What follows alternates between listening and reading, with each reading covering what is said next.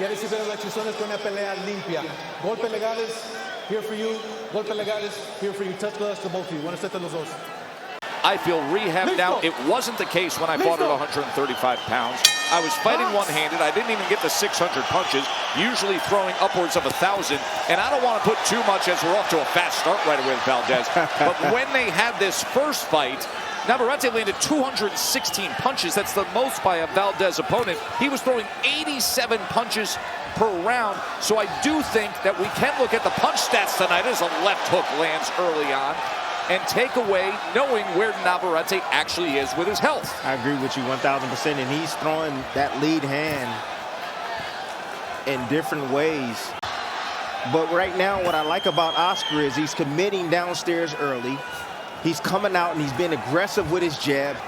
You know, immediately when you look at Navarrete, it's often the case where you look at his body, you look at his midsection, you say, what are we dealing with here? This is a 130-pound fight. And he came in at 145.6 earlier today, Timmy.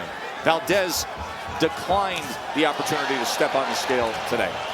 There's that uppercut right there. Left uppercut. Navarrete saw that lean from Óscar Valdez. Óscar Valdez actually started to try to move to his right. He had a little success moving to his right with his right hand. He was able to place a body shot. There it is again. Right hand to the body. There he is again, moving to his right. Yeah, very conscious of it, too. You can tell it's a point of emphasis. Tying up Navarrete and not just giving distance and disengaging with his hands down and getting caught with shots. You know what that gets filled with, that distance. That uppercut again. Navarrete. So awkward, the angles, and a knockdown is scored. The awkward offensive attack of Navarrete scores a knockdown. Final 10 seconds of round number 1. 10 segundos.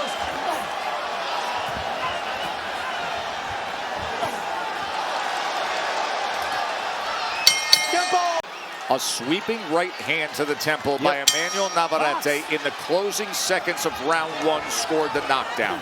Shot. It just, you know, he got caught on that temple and your legs just seem to go. Good exchange on the inside. Navarrete landed a right hand, and now trading, and Valdez ties up. This is getting rugged early on, Timmy. And one of the things that Óscar told us is that he's going to have to control his emotions in there, and he's starting to get drug into a firefight right now with the heavy puncher, the heavier puncher in Navarrete. Oh, look at the odds that they have shifted overwhelmingly in favor of Navarrete after the early goings that knockdown scored in round number 1. Ooh. Nice quick changeup in levels with his offense coming off that jab. Nice right hand from Óscar Valdez. It was straight and it was great. Yes, it was. Able to counter and go right down the middle. But again, snap and jab. Navarrete's going to wait. He's going to wait for Óscar to, again, that lean forward over that front knee. Just putting himself, nice counters over there. For a lot of success with the right hands by Óscar Valdez. But shooting those right hands straight.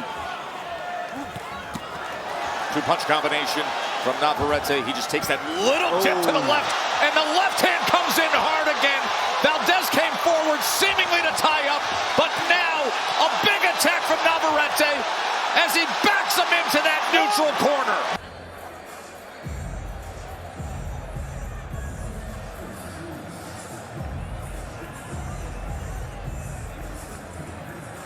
Flash ahead. They continue on. No cuts. He has his left hand now as well, and he's working it overtime right now in combination form. Navarrete said he wants to stop Óscar Valdez. He says, I don't want it to go to decision. I want to stop him. He has great confidence in his surgically repaired left hand. That has always been the weapon of choice. Good jab by Óscar. Óscar had his moments in round 2. But Navarrete showed the power again. Joe and Tim calling the action here ringside of our World Championship rematch. Óscar Valdez, Emanuel Navarrete. Valdez in a hole early on. but a spirited effort by him in round number 2, bouncing back after going down in the closing moments of round number 1 from a sweeping right hand to the temple. When he tries to go to the well too many times, that's when Navarrete catches him. So he needs to vary his punches because Navarrete is slow when you make him look slow. And that's what you touched on, what Bernardo just reported about not being predictable. In your lab, you broke that down, and that was a big headline for you. You want to make him miss completely. You see his balance isn't always there, and when he throws shots, you see his inertia takes him the way that he's going with his shot. Those are opportunities for Óscar Valdez to make him pay when he's off balance. Good disengagement right there from Óscar. Taking care of defense as well, getting out at the right time. Navarrete starting to move his head now, trying to become elusive.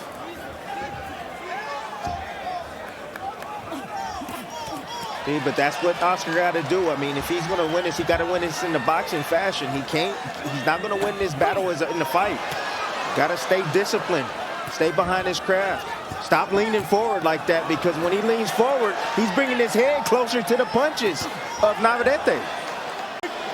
Was out in a bad position right there, and he tied his man up. That's a great tactic you use against a pressure guy. It's a short right hand on that exchange by Valdez. Tried to come with the left hook, and look at the volume punching, just the swarming from Navarrete. Navarrete looked like he about 160 pounds. Doesn't he? Don't he? Look at that. You see the tire around his waist. He never looks the part, but he gets the results. He looking strong. Heavy-handed, big body. We had one of the oddest finishes to our first world title fight, with Robeisy Ramirez pulling a no mas and a TKO victory for Rafael Espinoza. We're going to talk plenty about that in the state of boxing following our broadcast here on ESPN. You can join us on the ESPN app as we give you all the analysis and post-fight comments there. Right now is round number 4. Let's check in with Bernardo. I spoke with Pedro Navarrete Jr. and he told me, look, what we need to do is feint and don't chase. Emanuel needs to be wary of that counter right hook when he throws his uppercut, but that uppercut is there for us to land. And you think he's going to give and release, and think the referee's going to come in, and then you just release real quick, and then you let your hands off. Veteran move. That's a veteran move right there. Wow. There's that sweeping left hand. It sent him off balance back into the red corner. There's an uppercut again. Óscar's, he's looking for his own left hook. He's looking for that big home run as well. You know, in the corner, Bernardo was reporting that Eddie Reynoso is saying, you got to stay relaxed, you got to stay composed, but Navarrete fights in a way when he's at his best where it's tough to do that. Yes, Navarrete makes you fight. When he's landing big, heavy shots like that, it's like, how else are you going to keep him off of you? You know, when they're outside like this, he got to sneak in. He got to sneak in behind good defense, head movement, get his offense off, and then he needs to smother and then get out. Make sure he gets far away from Navarrete and not sit there, because something's going to get in, Tess. He is doing everything he possibly can right now. That's never been questioned in his career. That determination is always there. Undoubtedly it is. Man.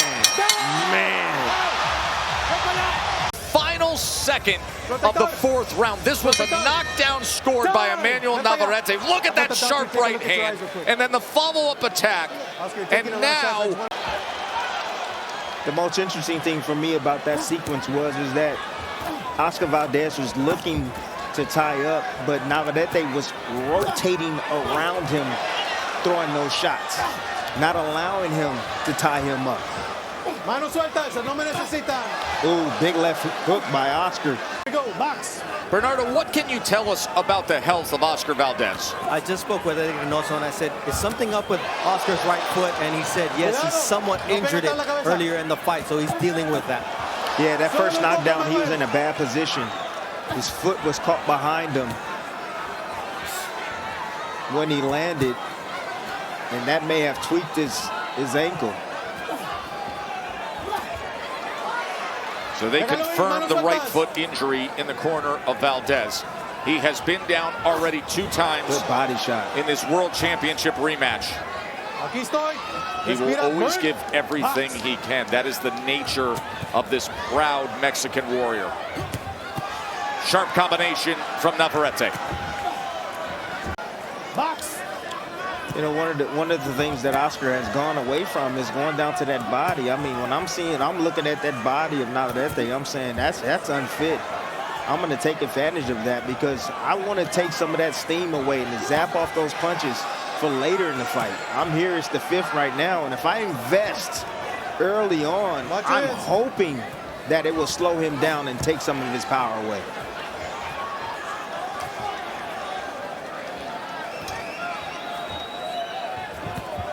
Well, we said we were going to watch for the volume punching and the total output of Navarrete. He is below the numbers in terms of total punches thrown that he typically has been when he's on his best, including the first fight between these two.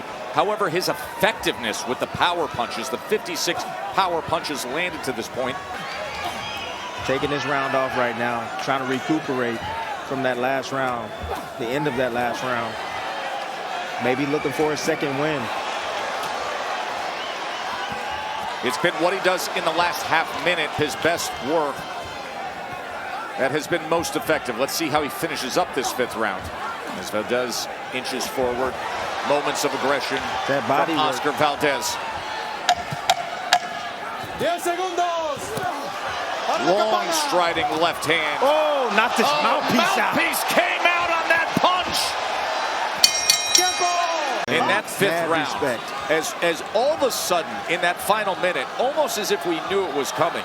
You said, oh, he's taken part of this round off, he's recuperated. Then all of a sudden in the last minute, he catches fire to Navarrete, and the world champion ends up throwing a fight-high 89 punches and landing a fight-high 27 punches, including 20 power punches with that left hand that had the mouthpiece flying out of the mouth of Valdez.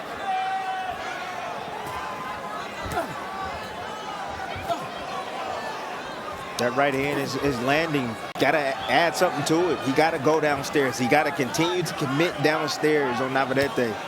It's extremely important. And as you see, as I say that, he's going downstairs with the left hook.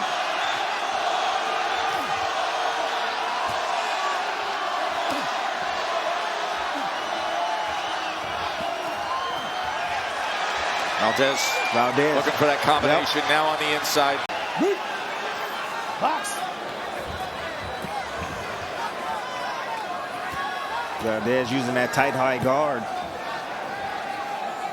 Deflecting a lot of the shots right now. But again, he's continuously leaning forward, and that uppercut just split the guard right there.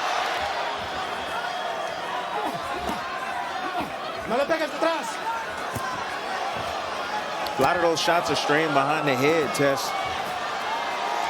And there's an uppercut. There's that left uppercut, and he's got a lot of time to work with here. Valdez trying to punch between punches in round 6. Been talking about that uppercut from round 1, Tess. Up. Here we go. He's leaning forward, leaning over that front knee. That's one habit he didn't correct. One habit to correct. It's a bad habit, Óscar leaning forward like that. There's a left hand to the body, and another knockdown. Oh my, what a shot! He's got to beat the count, and he can! Knockout victory! Emanuel Navarrete!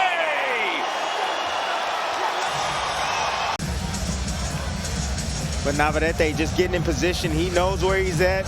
That's the signature punch. That's another signature punch that he throws. He leads with the uppercut. I call it the Canelo. He lifts you up, bring those elbows in, and he comes around. And he catches him as he's actually throwing a left hook himself. Double impact punch right there down to the body. Man, right to the liver. And when that liver shot is hit perfectly, you're not getting up. It's like watching a brick wall just crumble to the ground. For your winner by knockout, and still WBO Junior Lightweight Champion of the World, Emanuel El Vaquero Navarrete. The WBO Super Bantamweight title is on the line. Both fighters with one loss in their career. Dogboe was a 5-1 favorite in the first fight. Dogboe at 5'3", Navarrete at 5'7". There is a difference of 7.5 inches in their reach in favor of Vaquero, Emanuel Navarrete. Y'all see how Dogboe is. He's trying to come in. He's trying to get close to him, but he's not using his jab. He's just looking for those big shots. He's blocked the majority of those punches so far from Navarrete, although the body shot got in.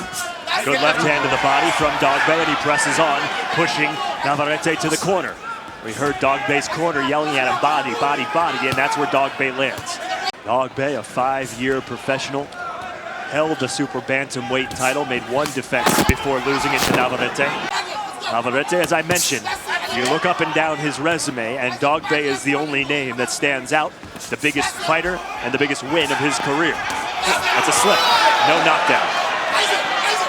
Knockout against Justin Magdalena, knockout against Hidenori Otake. I mean, he easily admitted that he overlooked Emanuel Navarrete. You hear the loud voice to the left of us. That's Isaac Dogboe's father and trainer, Paul.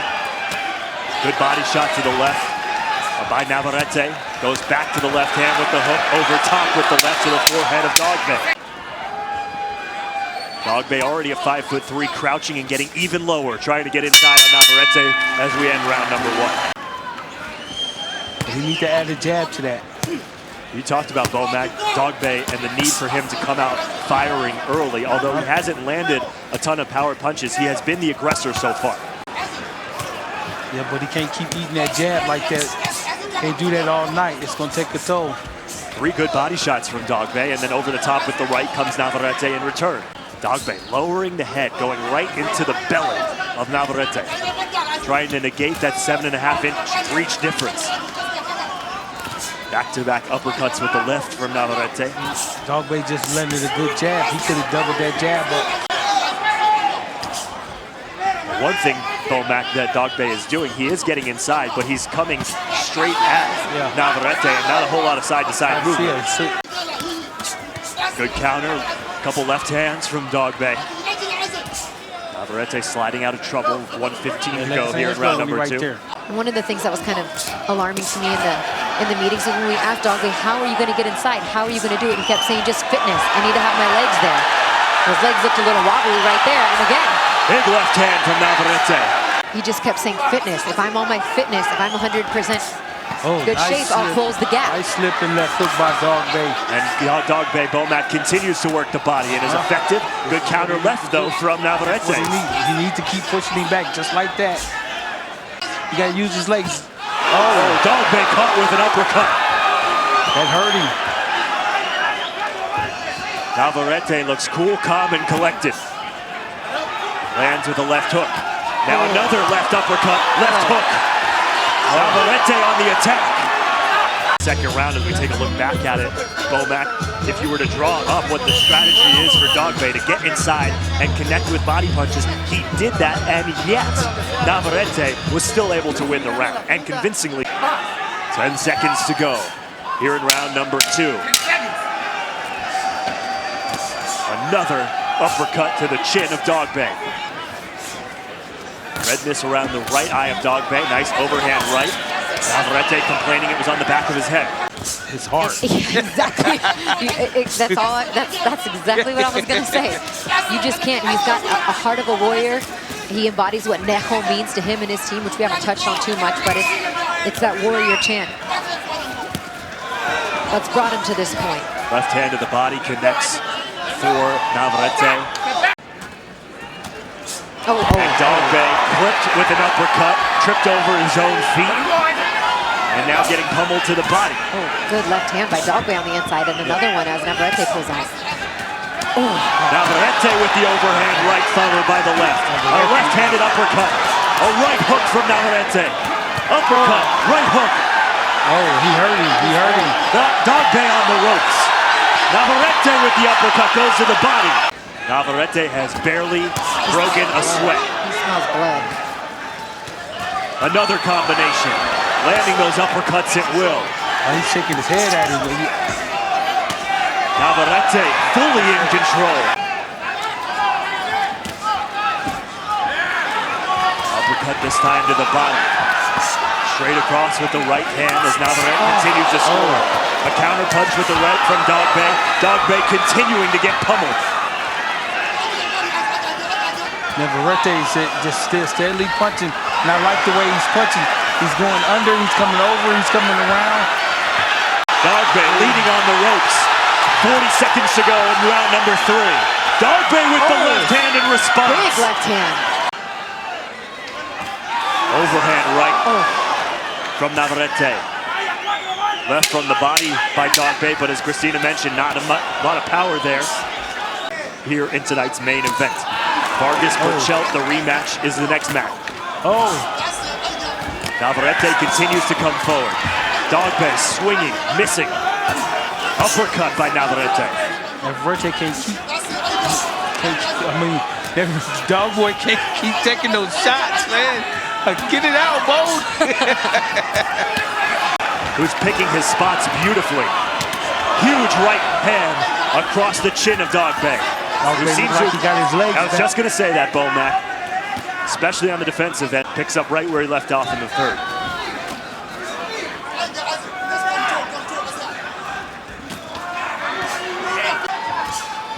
Well, he got hit with a couple of huge punches in the third round. There's another one, a left hand uppercut from Navarrete. 3-punch combination in response from Dogboe. Dogboe going to the jab, now the body. Overhand right from Navarrete lands. Navarrete is getting a little reckless. And again, Dogboe is wobbly after getting hit with the left. Dogboe can't find his feet underneath him. Dogboe caught in the corner, and he falls forward. That is not a knockdown. A very unsteady Isaac Dogboe here in the 4th round. Uppercut with the left hand from Navarrete. Dogboe just curling and taking it.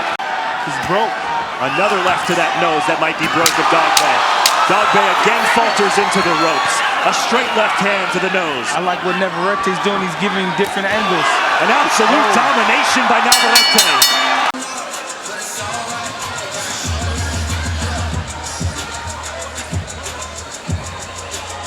5th round here in Tucson, Arizona. Navarrete goes to the body with the right. That swollen right eye of Dogboe that he suffered in the 2nd round has not gotten any better. The way Navarrete has been throwing punches.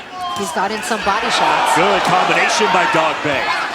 A left hook and a straight right. This is what it's going to take. Yep.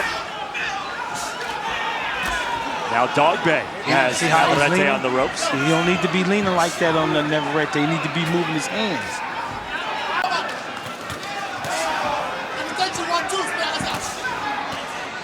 The counter left from Navarrete. Now an overhand right. Better for Dogboe. As Dogboe is starting to push Navarrete around a little bit. Navarrete ain't breathing heavy or nothing. He's got his mouth shut. Very calm. 2 good hooks from Dogboe. A third with the right hand. Dogboe with a little momentum here in the 5th round. Comes back with the left, now a right to the body. So, Bomac, you heard Christina say that that was Dogboe's best. Dogboe pressing Navarrete. Straight left, right to the body. Overhand right, left hook to the body. Dogboe swinging for the fences here under a minute to go. And Navarrete taking a break here in the 5th. Guys, punch output has lowered significantly, and it's enabled Isaac to have what has been his best round of the fight so far.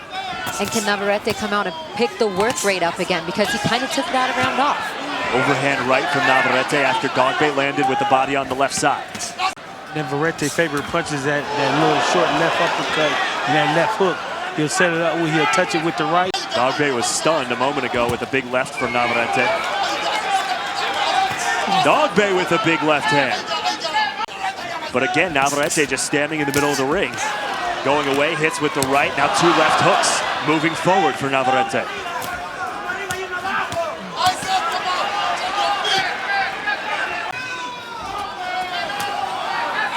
Isaac can't pull out like that. What do you mean, Bo? When I say pull out, see how he step around? He steps right into that left hook. Just like that. 2 left hooks, one to the chin, one to the body. Right, set it up with the right hand first. And then gets popped with another left hook. Womack called it. It's giving Navarrete problems. That's why his dad wanted him to move his feet. A straight right from Navarrete, and that is a knockdown.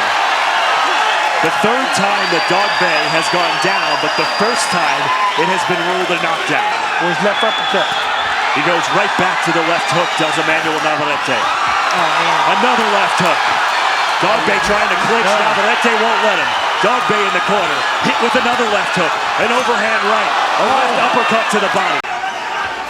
Dogboe trying to show the referee that he still has some movement, connects with the left hand on an uppercut. 10 seconds.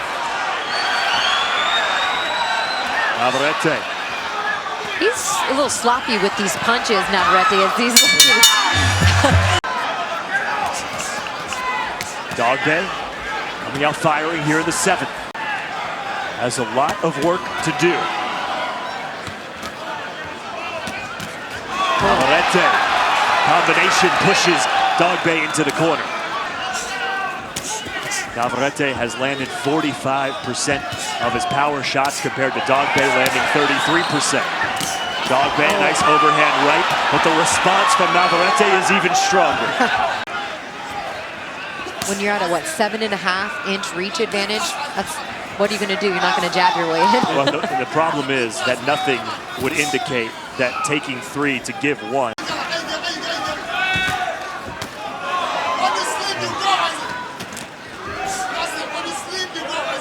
Sometimes he'll touch you with the right, sometimes he'll throw a little lazy jab and then come back up with a strong uppercut.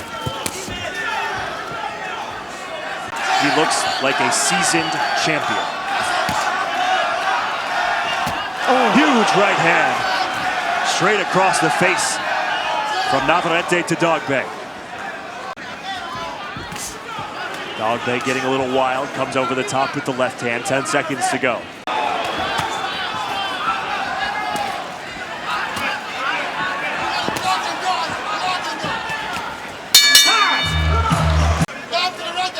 Worked with doctors and nutritionists to get his body right. And yet, so far, Navarrete, the bigger, more collected, and huge left hand by Navarrete. Overhand right, left hook. Right hand that Navarrete too.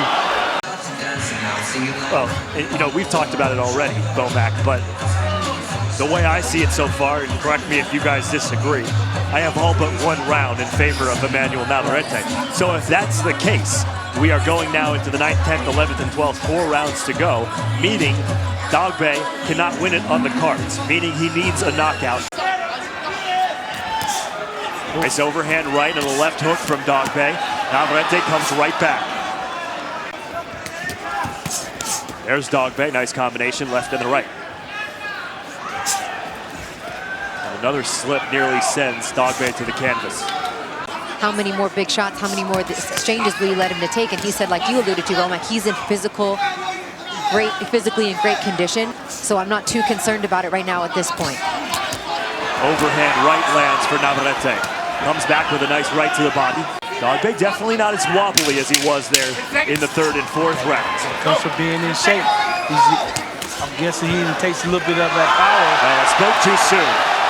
Dogboe stumbles into the ropes to finish round number 8. He swept all 3 judges' scorecards in rounds 9 through 12 to win the belt from Dogboe. They trade hooks. Navarrete retreating. Dogboe putting on the pressure to start the 9th. Dogboe connects with the left, but not a ton of power behind it as he was moving away. Swinging and missing. Navarrete dancing out of trouble. Nice left uppercut for Vaquero. Emanuel Navarrete, the cowboy.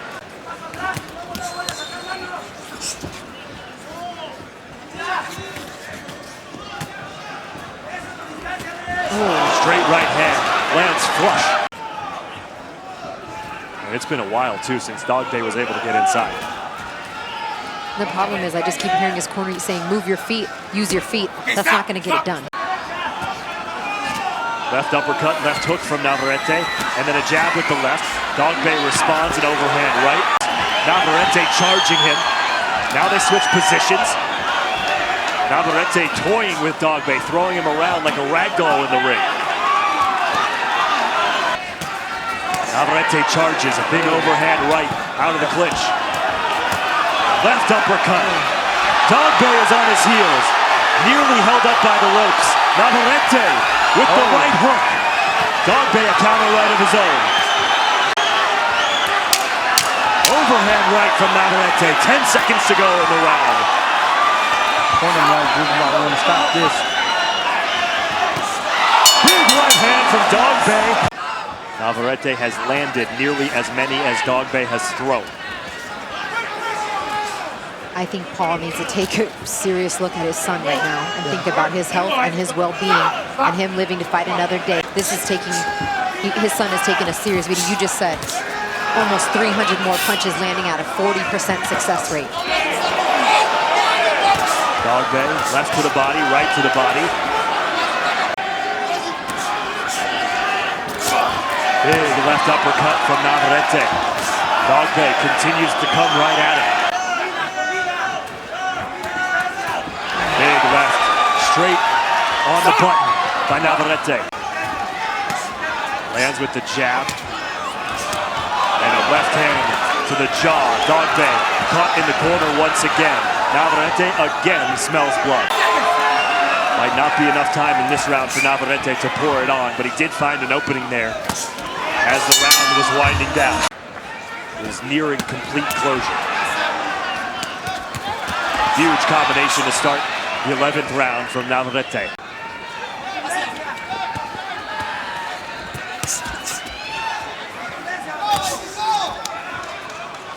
And if you're Navarrete, Bomac, really what's... But you gotta give Dogboe some credit too, with all the heart that he got. Huge left uppercut as Navarrete connects yet again. That has been the signature punch of this fight. Straight left, overhand right. Navarrete picking his spots and executing beautifully. Dogboe needs a knockout. He has not come anywhere close.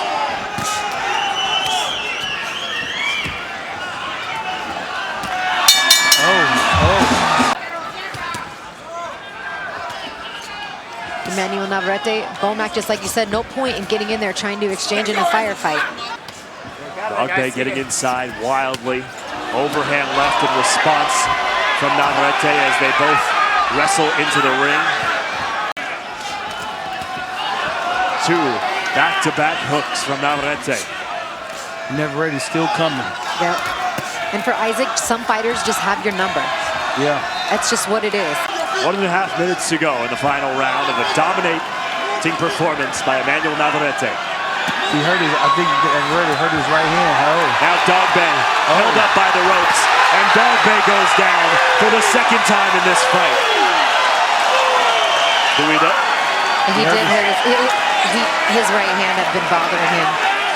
Bothered him in the first fight, and he's shaking it out right now. Fortunately for him, there's 1 minute left in this fight. And Dogboe's corner throws in the towel. Emanuel Navarrete erases any doubt. TKO win in the 12th round.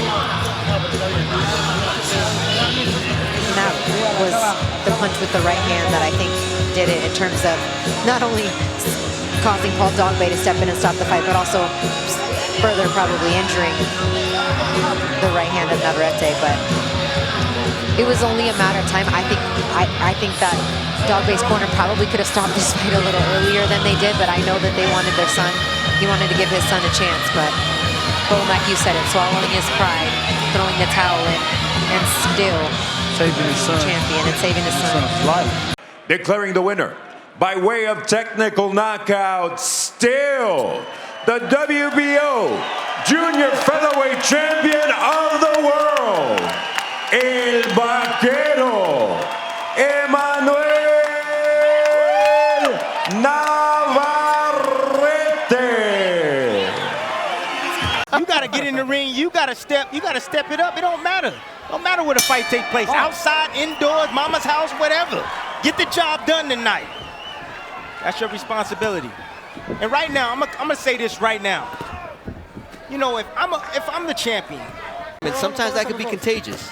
Absolutely, and the experience. Ooh, right there, you see the Vaca getting caught with some nice punches coming from the champion. Navarrete, ooh, nice uppercut right there by Navarrete. I wouldn't worry too much about that because you can see Navarrete's heart on his sleeve. People respect that. People honor that, especially trying to become another great Mexican warrior. It's a lot harder for a fundamentally sound fighter to face an awkward guy like Navarrete. Now he goes back orthodox, and I'm talking about the champion, Navarrete. You see that right hand from the Vaca trying to establish a little bit of respect. The Vaca's going to have a lot of fans here, as you can see the people standing up, making the drive from Phoenix, Arizona, where he was a big local fixture because he couldn't leave the state. You just see the difference in power right now. The Vaca will throw 4 or 5 punches to no avail, but then Navarrete will throw 1 or 2, and they land a lot harder and a lot heavier. You see the right hand to the body from Navarrete as well. The jab from the world champion, who then goes to the body. It's very systematic from Navarrete early on. Navarrete, he's breaking him down to the body early, going downstairs, and also to the head with nice right crisp punches. Hey, we get grumpy Tim every once in a while. What are you gonna tell that boy? Like your dad, huh? Big Ray. He didn't play in that corner. And the other bad news for the Vaca is that Navarrete is a rhythm fighter. He starts to kind of warm up after 2 or 3 rounds. He looked pretty warm in that first round, so that spells bad news for the Vaca. And I'm gonna get this out of the way so that I don't have to do it again. I'm gonna give you the entire name of Navarrete's opponent. It's Francisco Panchito El Centenario Cabeza de Vaca. I'll give you $100 if you can repeat that, Tim. Bruh, it's not happening. He's going to beat the Vaca tonight. No shot at all. He's going to beat the Vaca tonight. He's scoring right now to the body of Navarrete. Yeah, but Navarrete just answered with a big right hand. You see the left hook from Navarrete downstairs, the left hook up top from Cabeza de Vaca. But Navarrete he's doing a veteran move. He's wasting the right uppercut just to get the Vaca looking at it, and then he's ripping the left hook down to the body. Veteran move, nice stuff from Navarrete. Veteran move and a weight transfer to get power on that right hand. Yes. It's great.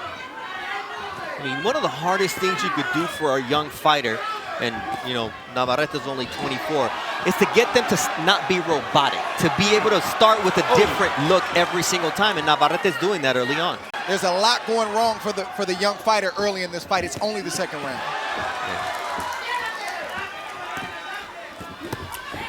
Navarrete is a volume puncher with a 72-inch reach. Down goes the Vaca here in round 2 of his world title challenge. Round number 2. Look at it. You know what? The Vaca right there is just sitting, both hands straight up in the middle. What do you do when a guy has his hands straight up in the middle? You split the guard with uppercuts. 2 uppercuts. You know, that's an awkward combination right there. 2 uppercuts back to back. With a short overhand right hand that dropped the Vaca right where he stood. My goodness.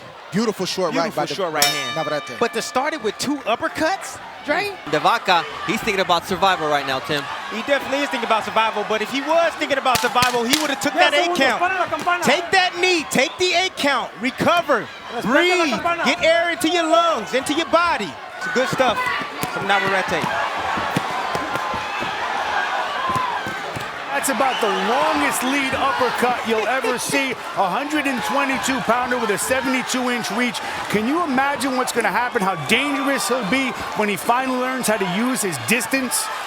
Yeah, other opponents don't even want to think about that part as he switches southpaw, and now he's setting up that left hook that connects twice to the chin of Francisco de Vaca. And here you see the onslaught of punches of Navarrete. This is a guy who threw 160 punches in 1 round, the 12th round of the Dogboe fight. I mean, this guy can throw it in bunches. If I'm the trainer of the Vaca right now, I'm throwing in the towel to my young fighter. He's young. He don't need to be taking this type of punishment right now. That's the rhythm you were talking about, Ward. That's the rhythm. Up right now. Navarrete's throwing vicious shots to the body, overhand shots to the head. What we saw from the Vaca early in the round was his last stand. Navarrete answered him, and now it's getting real ugly for the Vaca. And he squared up, Dre. Somebody needs to save this young man. He's going to get hurt. It won't be long. It won't be long. Oh, man. The Vicious shots from Navarrete. Navarrete landing as expected against a fighter who didn't have a chance to knock him out in this fight in the Vaca. He's putting on a valiant effort, but you guys are right. Manny Robles is looking in. Man. He's not going to let his guy take too much punishment, but that body shot hurt the Vaca right there.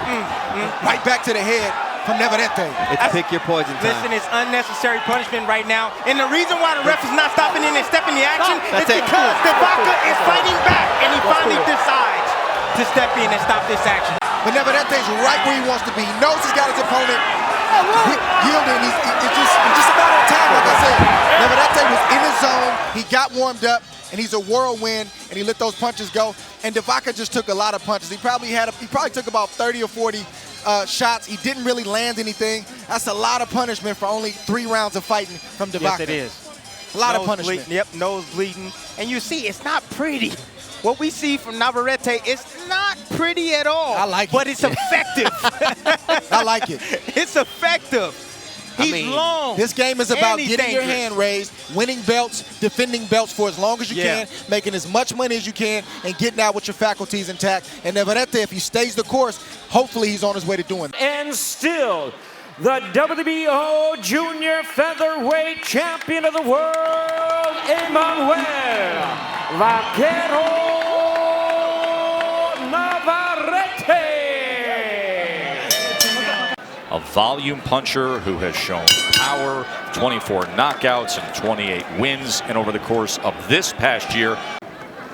Juan Elorde is not his grandfather Flash Elorde, but he's a good fighter, technically sound. With the 28-day turnaround for Navarrete, you know, I'm looking to see if he's flat. You know, that's kind of quick.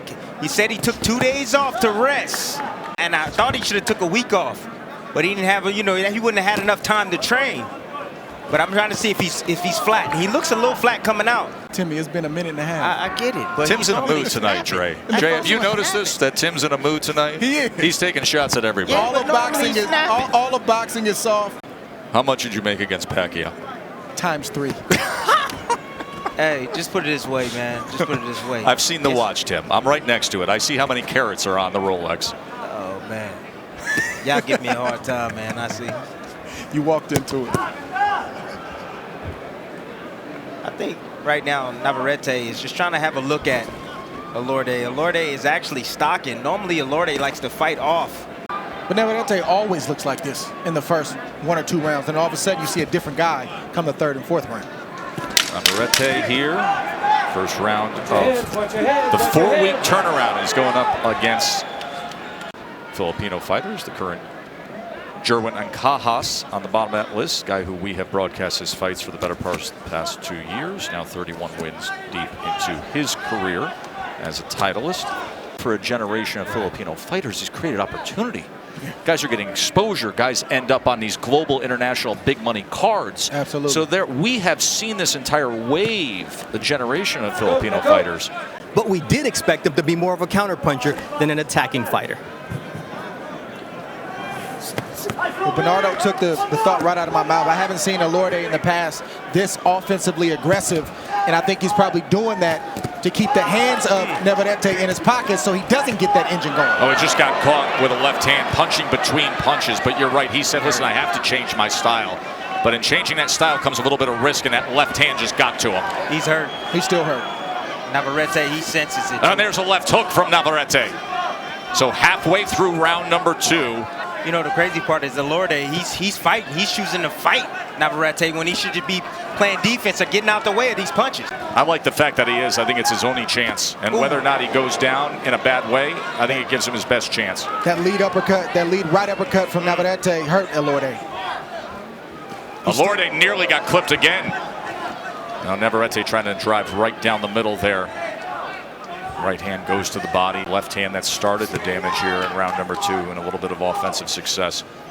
And still coming forward is Elorde. He just found his rhythm. I had to get you. How quickly he can turn, Dre. How quickly he can turn. He found his rhythm now. Oh, man. That was a nice uppercut right there. It stung. The jab snapped him back as well. This is a very good round for the champ. Remember, Tyson Fury is coming up as soon as this one finishes up here. There's the clap for the end of round number 2. Body shot to finish it up. Gets the warning from Russell Moore to keep it up. And there's blood coming from Elorde now. And then we will have this mega event. But anything can happen when big men are throwing punches. So there can be no slip up for Fury tonight. That is moments away.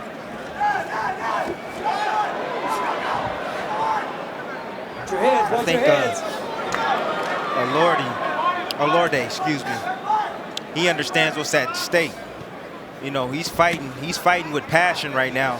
And although he did get tagged pretty good in that round, he was alert and reacting to my instructions. Getting after it here against the ropes. And from long range comes the left hand. Throws that right hand with purpose. This is a very different version stylistically. Trouble for Elorde. This isn't his game, and the more he opens up, the more emboldened he becomes, the more Navarrete is going to have target practice on his face and on his body. It's not going to be good for Elorde. Makes for a fan-friendly, good TV fight, that's for sure. You know, you sit around, you look at the landscape of boxing. This should be a Canelo day, right? Right. And here we are on this tradition-rich day on the boxing calendar, and it's a 6'9" English-Irish traveling gypsy who's going to headline it, and this is the Mexican world champion who's in the spotlight, Navarrete. An awesome 2019 for him. Slowly, Navarrete, systematically breaking down Elorde.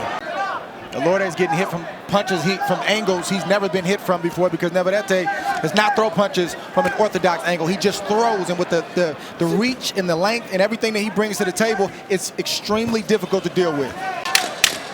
He's making that mistake, and he's paying for that. Too much firepower. Man. Dominant third round from the champ, Navarrete. Oh, and he wobbles him. The ropes held him up. That is a technical knockdown. That is being scored a knockdown. 7. Ref has to keep a close eye on Elorde. Yes, he does. Not let him take any unnecessary punishment, because he's still hurt. Look at coming out to try and at least establish himself. He lands a short right hand, so at least the challenger's willing. Yeah, but he's going to get disciplined for that willingness, trust me. Acting like a fighter, though, isn't he? That's it. It's over. TKO victory. Emanuel Navarrete. Nice stoppage by the ref. Hook that missed, but he's always coming back with something else. That sweeping right hand hurt Elorde, and great stoppage from the referee. 1 or 2 more punches, and things could have really got ugly for Elorde. It's a great stoppage from the referee. Right on time.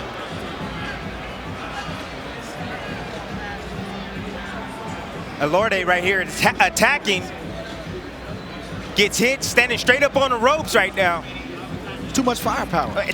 Coming from all different angles too, Dre. The arsenal's too vast. It's too much to deal with if you're Elorde. And look how Navarrete, how he threw the left hook, came back on the right foot. There he is, boom. Then the sweeping right hook. But that's the thing with a volume puncher. He'll miss, but he's always coming back with something else. He's not economical with his punches. He's volume. He is the winner by way of technical knockout, and still the WBO Junior Featherweight Champion of the World, Emanuel El Vaquero Navarrete. Fun to watch, isn't he? Down there. Emanuel Navarrete at age 24 is making the 4th world title defense tonight against Francisco Panchito Horta, all happening in 2019. You know, you're not going to teach your kids how to fight watching Navarrete. No, you're not. But he can finish, and that's something that even he can't explain. He says, I know it's not pretty. I understand that, but it works for me. Should be very happy that he's at that level when he fights in Mexico. There's Navarrete right there. He's switched southpaw just for a moment. Landed a nice combination as Horta backed up against the ropes. And you mentioned it, a lot of fighters, they'll mention the fact that at fighter meetings, they'll say, man, I'd rather fight a guy that just 1-2, come forward, very orthodox, easy to time, as opposed to this type of fighter where you don't know where the punch was coming from. And you face someone like that in Manny Pacquiao. Yeah, very awkward. Round 1 is in the books here for Emanuel Navarrete's title defense against Panchito Horta, and we hope you will join us I don't know how you prepare for these wild shots from Emanuel Navarrete, but that's what Panchito Horta was trying to do as he digs well to the body here in round number 2. What it's going to take to beat a fighter like Navarrete is a very technical fighter. And also catch him in between those wild swinging punches that Navarrete loves to throw. And one of the things about Horta, I've called a fight of his previously, is when he gets tagged, he comes back with something. And that may be dangerous against Navarrete because Navarrete is the type of guy who throws 3-4 punches at a time. There he is. Horta thought he was safe out at distance. Came along the ropes, and what did Navarrete do? He's kept nice left hook. Look at those shots. And you see Horta just taking a step back as Navarrete switches from orthodox to southpaw to whatever, gets caught in the middle and still is able to land from a distance. You know who he reminds me of, Navarrete? He reminds me of Margarito. Okay. He's a smaller version of Margarito.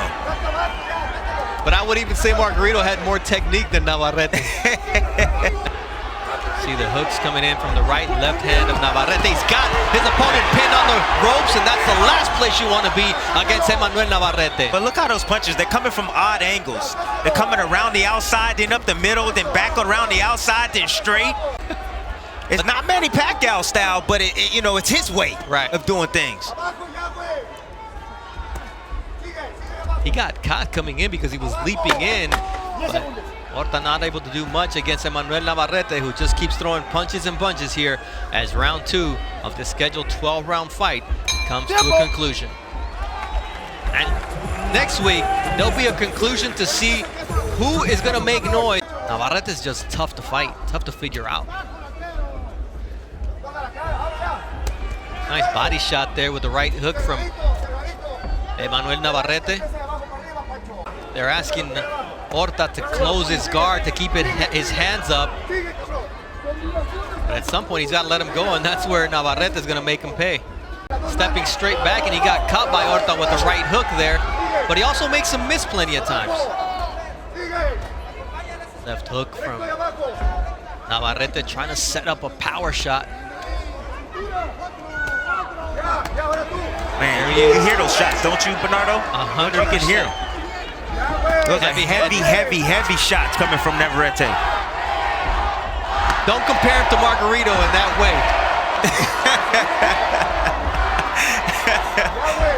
You hear the Vaquero chants from his hometown fans there in Mexico.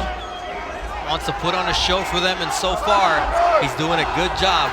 With his limitations, he comes out and always gives his best. There you see that body shot. Derail Navarrete from coming forward. No. Oh, nice right hand there once again from Horta. This is the fight that Navarrete wants, though. He wants Horta to let his hands go so he can land his inside shot. Exactly. No.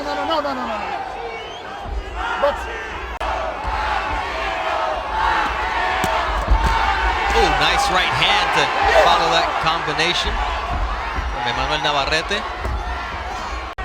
And he knows how to make it pop as he does there with the right and left hook combination to close out this 3rd round of a scheduled 12-round fight. And we talk about Emanuel Navarrete being a long reigning champion.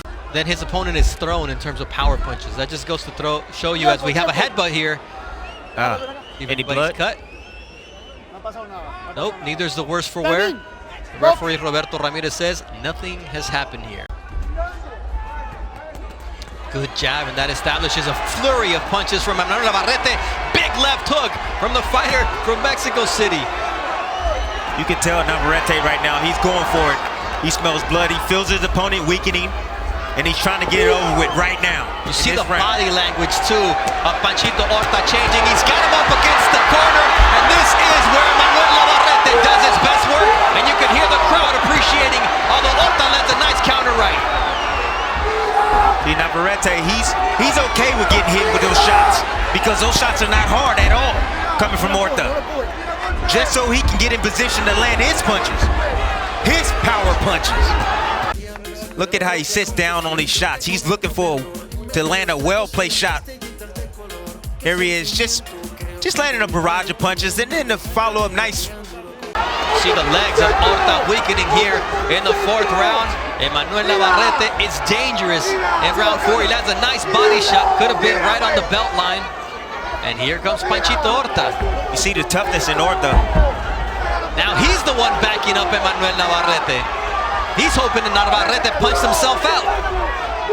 Let me tell you, Bernardo, Navarrete ain't punched himself out. There's a right hook from Navarrete, and here comes another barrage as the blood begins to flow once again from the nose of Panchito Horta, who takes a body shot.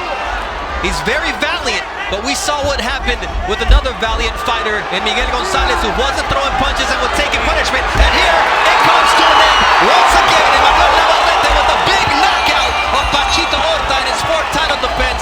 The first time he does it on home soil. And Navarrete continues to impress. Power shots. And it was a body shot that prompted Roberto Ramirez Jr. to stop the fight, because that's the wins. From this young man against Panchito Horta, man, who came in with only a 50% knockout ratio. And let's take a look at how Emanuel Navarrete broke down his opponent tonight, Tim. Watch yourself and obey my commands. God bless you both. Touch up now. Emanuel Navarrete won the world title on December 8th of 2018. It's funny, there are world champions in this modern era of the sport. But in most cases, when you're fighting at the highest level, 2, maybe 3 times a year is probably the right antidote. He also roughed him up down the stretch of that fight to the point where he scored a TKO, did Navarrete, in the 12th round. Well, the outcome wasn't nice. No, the outcome was brutal for Dogboe. Of course, we have the ultimate rematch tonight. First rematch in heavyweight history between undefeated world champions. Opportunity. He's yet to find his range, so he hasn't thrown very many punches at this point. Only to continue on stage and after the scale with the barbs that were thrown. Since they couldn't really see each other face to face or get as close as they normally would at a weigh-in, so I guess that was the alternative. Yeah, that was the decision made after Wednesday's news conference. Yeah. WBO 122-pound championship fight. Santissima in the darker trunks, the challenger from the Philippines. 9% connect percentage for Navarrete.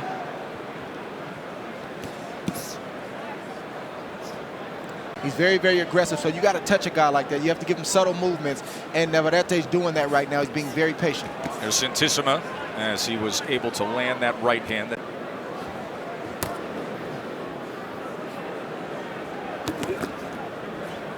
I'll show you all the celebrities as they make their entrance a little later on prior to the heavyweight championship fight. Navarrete with the jab here, who was first in Detroit training nearly a decade ago, who invited Tyson to come over. That's when Manny Stewart was still in his prime. Prior to his illness, they spent time together with Sugar Hill Stewart, who now trains Tyson Fury. Mark Breland, also a former Kronk fighter. Yeah, Mark Breland, by the way, a great fighter back in the day, both as an amateur and as a pro, and he has been a critical part of the success of Deontay Wilder, a longtime trainer from there in Tuscaloosa, Alabama, JD's. That has been an unbreakable bond for years for Wilder. A body punch comes in from the champion Navarrete. In the park to get a break, and Navarrete noticed it. Navarrete finding some confidence coming forward here. Body punches, he's been able to land 14%. That left hand hit the mark moments ago. It's hard to know what he's going to do. He shows you one thing and he does another. You think he's throwing the left, he throws the right. The next thing you know, you're in a shootout with him, and then he's back on the outside using his reach. I love what he's doing. I don't think he gets enough credit for his nuance, for his skill, and for his boxing IQ. Yeah, and he's throwing these punches at distance. You know, he's not going in real close to throw these uppercuts. He's throwing these uppercuts from far. And that's really a no-no in the boxing game when you're being taught. Usually guys come back with a good right hand after a guy throws an uppercut, but you know, it's not easy to hit Navarrete with a right hand.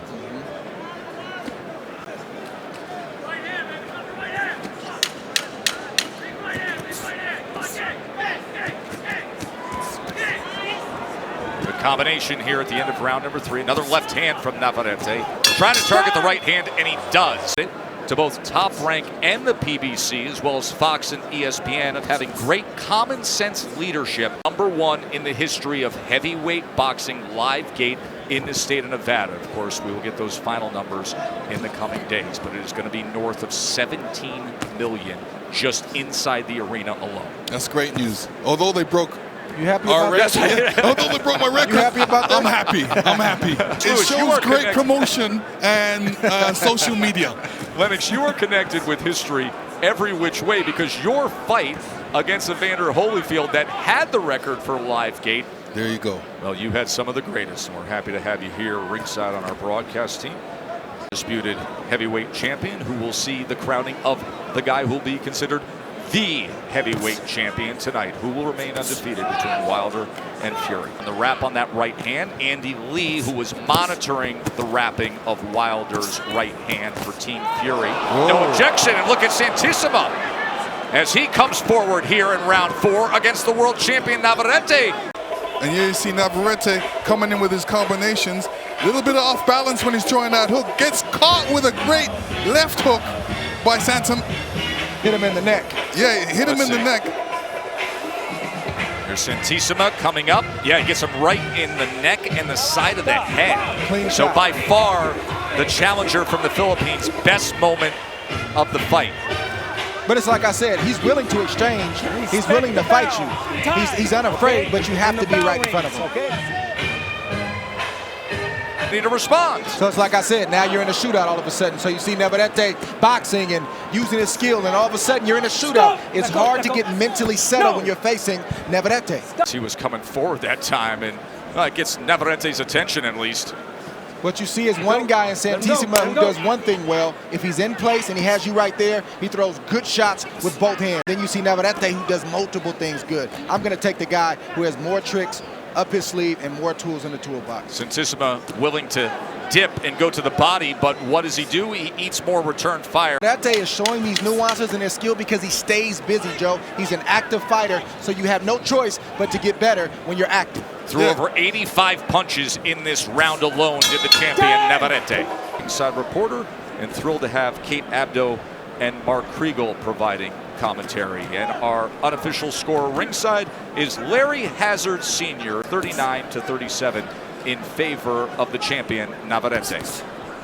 Rate of Navarrete that has been controlling the action as he lunges ahead with a series of right hands, turns southpaw for a moment. That is thrown 375 punches, and now he's landed 120. Opened up that time, and filling the spot was a left hook from the Filipino Santissima, and it doesn't even stop Navarrete at all. He just keeps punching. Wide-ranging right hand, and now Navarrete is on the attack here in round number 5. He is backing up Santissima. Navarrete clubbing, touching him time and again. Left uppercut, right uppercut, body shot comes in. Look for that left hook to the body. Santissima has taken the headshots pretty well, but the shot he hasn't taken well is the left hook to the liver from Navarrete. This is great work rate here of the volume punching attack and the aggression of Emanuel Navarrete. He is a fan-friendly fighter. He needs to really, weather the storm and then come back with a combination of his own. This has been a dominating 5th round from Emanuel Navarrete. Santissima is still trying to recover from what happened the last round. So he's not taking advantage of Navarrete taking this part of the round off.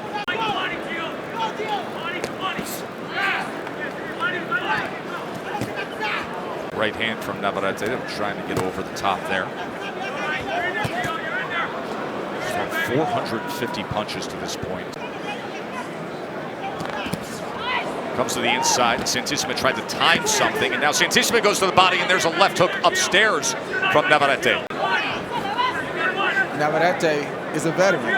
He fights when he wants to fight, and he rests when he wants to rest, but he's even learned how to rest and take a round off. World with you week in and week out covering boxing. I'm well aware of how you like to be prepared well in advance, Andre Ward. Conversation driven between the guy who was the heavyweight champion of the world and the guy who retired undefeated as the #1 pound-for-pound fighter in the world. 122-pound championship with Emanuel Navarrete, who has been among the most active world champions in boxing. Overall, he's out-connected Santissima 164-42, including 124 power punches, the best work coming in round number 5 when he had 47 connects. Well, this slot on this card, Joe, was not even Navarrete's initially. It was Gilberto Ramirez. It's interesting about the future of Navarrete, assuming he defends the title here tonight and gets through this. He has been struggling to make 122 pounds. When we met with him the other day, he walks into the room. Lennox, I saw your eyes go up. He was chewing on ice cubes. That's all he was eating for about a day and a half, just chewing on ice cubes at 122 pounds. Yeah, I believe that. I mean, you got to fight the weight that you're comfortable at. And if he's not comfortable there, if it's hard for him to make weight, go up. The difference is now is his team, his management is saying that. And then you look at the featherweight division and you consider some of the big names there.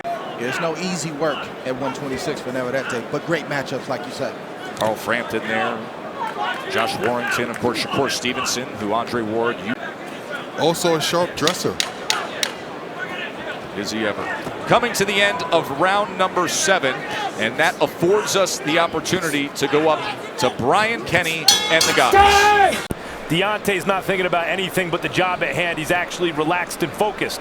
And Tyson Fury has that Ali personality. Deontay Wilder is a fascinating personality. You'll hear that roar of Bomb Squad a little later on. Of course, you will see if he can deliver the ultimate bomb, and that is the eraser, the right hand. He has 41 knockouts, the most of any current champion. Pacquiao with 39. Canelo has 36. Here we are in round number 8. Larry Hazard Sr. has 59 to 55 in favor of Emanuel Navarrete. For title defense, he has been dominating the action so far, with the exception of round number 4, when we saw Santissima land that left hook, the neck and the side of the head of Navarrete. Not to take away from this fight, Joe, but the more that this arena starts to fill up, you start to feel the suspense and the anticipation of the main event. It's tangible. You feel it in the air. Well, let's add that up the right way there as we include round 7 there. I just took a glance at 69 to 64. And then there's going to be a very special ceremony tonight prior to the main event to celebrate the great legacy of ringside. Of course, we have one as our broadcast partner.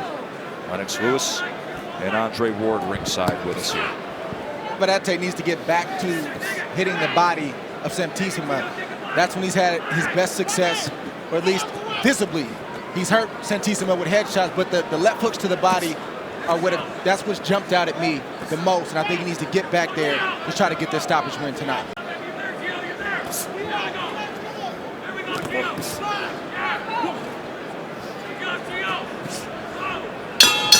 End of 8. There's been rumors coming out of, I don't want to say out of Camp Fury, but just swirling about the cut and maybe not training properly, keeping Deontay Wilder guessing. What you don't know, you have to wonder about. So I think it's a great strategy. Yeah, I mean, you got to be able to turn it on and turn it off. And then if you're in there sparring, obviously you're working on certain stuff that you don't want to make the other team aware of. So I understand that completely. Nothing wrong with what Tyson Fury did for this training camp. I said Navarrete was taking a round off maybe 2 or 3 rounds ago. He's taken off the last 2 or 3 rounds. I think he needs to get back to what was working, the jab, the combinations to the head with the hard shots to the body. And he switches from right-handed to left-handed seamlessly. He does. On the attack, he has no problem with making that transition orthodox to southpaw in motion based on how the punches are coming.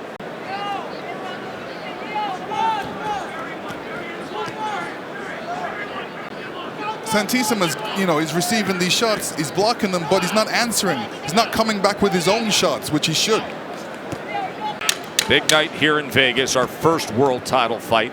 We have the heavyweight eliminator and then the big one, Wilder Fury, which means all the celebrities will be coming out. And believe it or not, many have arrived early here to the MGM Grand Garden Arena. Undefeated heavyweights. Something about this mega promotion that really brings us back. You see him going southpaw, so the right hand is now his lead jab hand. As he turns southpaw, goes back to orthodox, of course, and gets a combination. He has been switching stances a bit here. Yeah, and now a combination on the inside, and you can see the tape is actually loose on Santissima. Some good work here in round number 10 by Navarrete. To the body. Headshots are good, but he needs to finish downstairs with that left hook to the body, just like that.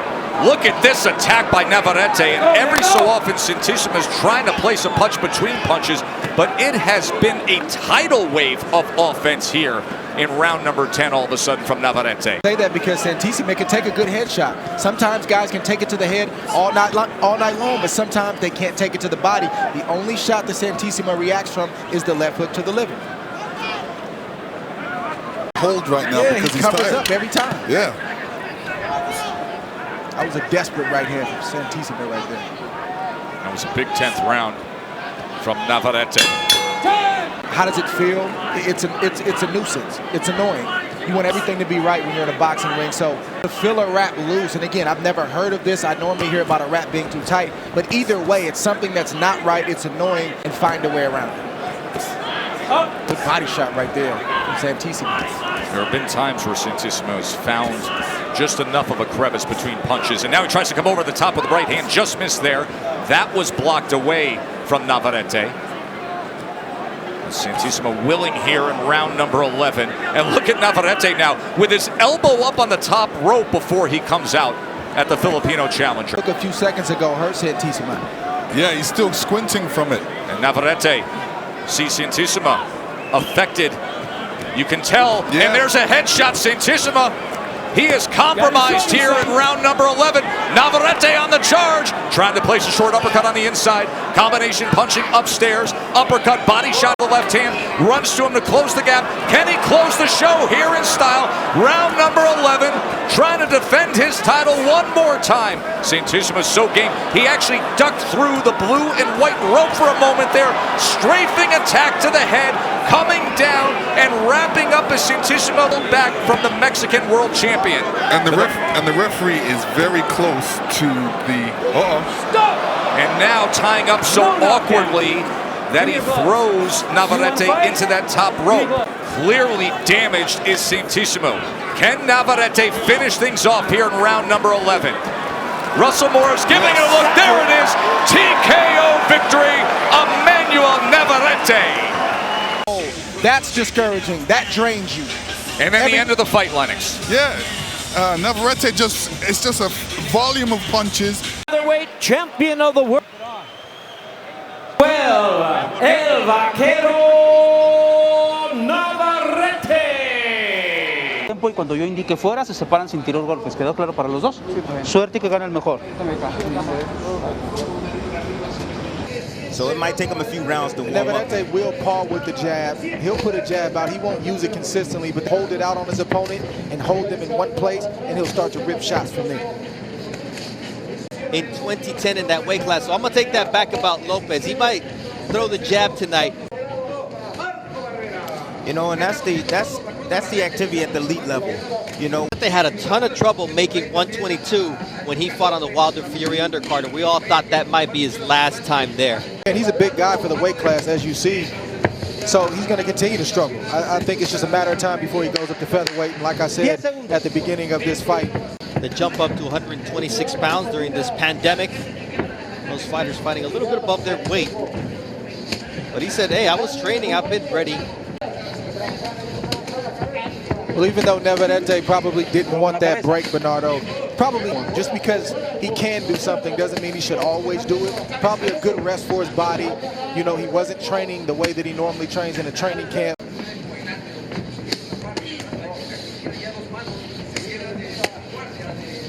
.72 inches compared to 64 for Uriel Lopez, so it's like a T-Rex going in there against Navarrete. Yeah, Lopez is getting inside, but he's southpaw in the boxing game right now, because the fact that, you know, when he comes to a fight, the majority of the time he's on the B side, meaning he's supposed to lose. And he stands in there, he gives you everything he has. He's tough, he won't lay down. And I just respect guys like this because they don't get the credit. They get a lot of, you know, frowned eyes. I just know that, you know, boxing at the highest level is very difficult, so I couldn't imagine being at his level. Guys like Uriel Lopez, those journeymen, those gatekeepers. You know, his best win was a 5th round knockout of undefeated prospect Ryo Matsumoto in Japan. Then he went, after going to the Philippines, against Joe Santissima, that he's not afraid to go anywhere. Against who, it doesn't matter. I like what I see from him tonight. I like to see him working that jab to win titles at 126, 130, maybe shoot for a title. At lightweight, he's got one advantage that no one else will have. Length, 72-inch reach will be able to equal that type of length.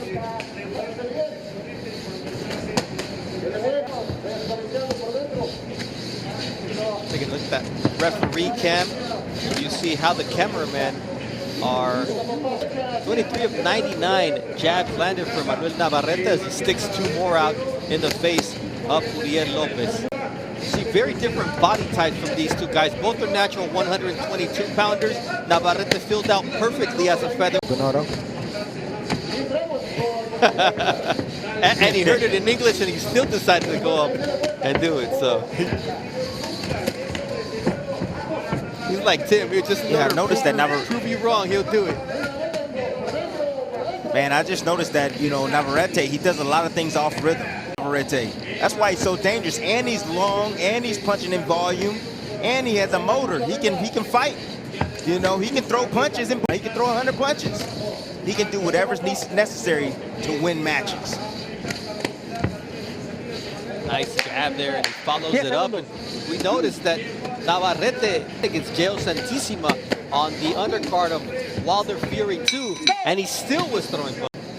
Ready for round 4 of a scheduled 10-round fight. And you see Emanuel Navarrete keeping up that work, and 17 body shots so far through 3 rounds against Uriel Lopez. Nothing solid yet from what we expect from Navarrete. But Tim, you made an observation about not just in this fight, but in all the fights that I've seen. At the end of the round, you see the guys, they touch gloves like, hey, you know, like it's a sparring session, like, good job.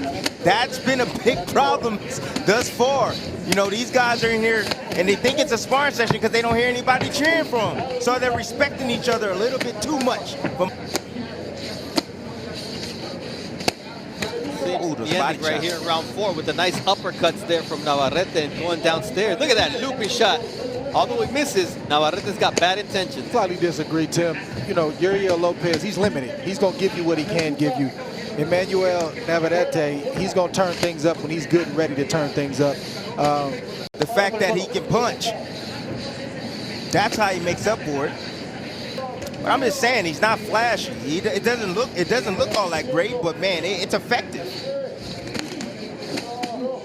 Yeah, it works for him. He's got 26 consecutive wins, 22 on the big screen, enjoying the fights back home. Everybody's happy that boxing is back, whether it be in Mexico, in the U.S., in Vegas, in the bubble, whatever it takes, but boxing is back. And then we got to see, Tim, what type of shape Navarrete's in. I mean, he's been training, but he hasn't been training like he normally has. Sparring, everything is modified. So he knows the type of shape he's in, so it'll be interesting to see. Also, it's a scheduled 10 round. This is Navarrete we're talking about. Worry about the championship rounds. 10 segundos. It's Navarrete we're talking about. He's definitely in shape. Moving up in weight to featherweight for this fight, taking on Uriel Lopez. And Emanuel Navarrete being a lot more patient than we're used to here. Layoff of 196 days, which is a long time for him. Quick combination. That's got to be discouraging. That combination. Good shot right there. This has got to be discouraging if you're Lopez, where you give everything you have, and Navarrete just takes a half step back, and you get hit with 3s and 4s, and there's nothing you can do about it. The approach to the midway point of this fight is evident. He's getting his confidence, he's getting his bearings here against Uriel Lopez, and seems to be breaking him down, although Uriel lands a nice body shot, but once you hit Navarrete, you better get out of the way, because if not, you're going down. The worst thing Uriel Lopez could do was wake up Emanuel Navarrete.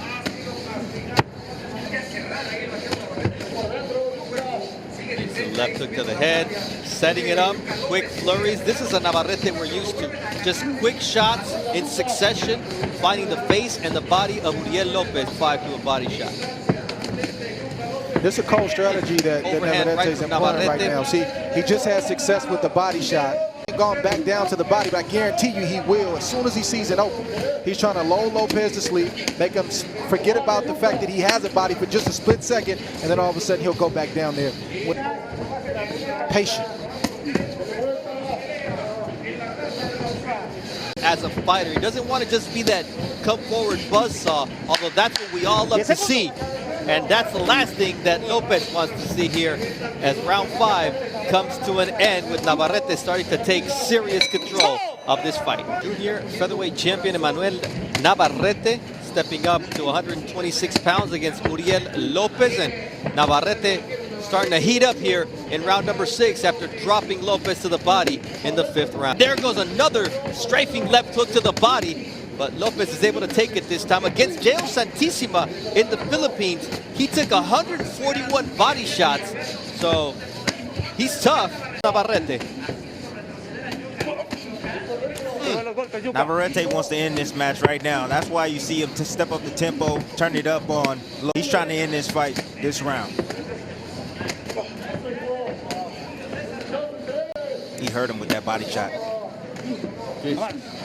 Yep, vicious shots to the body from Navarrete. You can see Lopez now breathing through the mouth and just taking shot after shot. The referee takes a close look at him.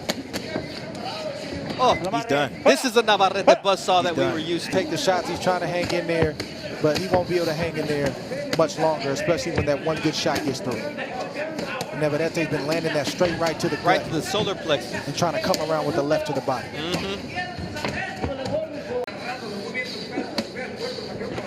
I was trying to be fancier about it, Dre, but you said it, to the gut.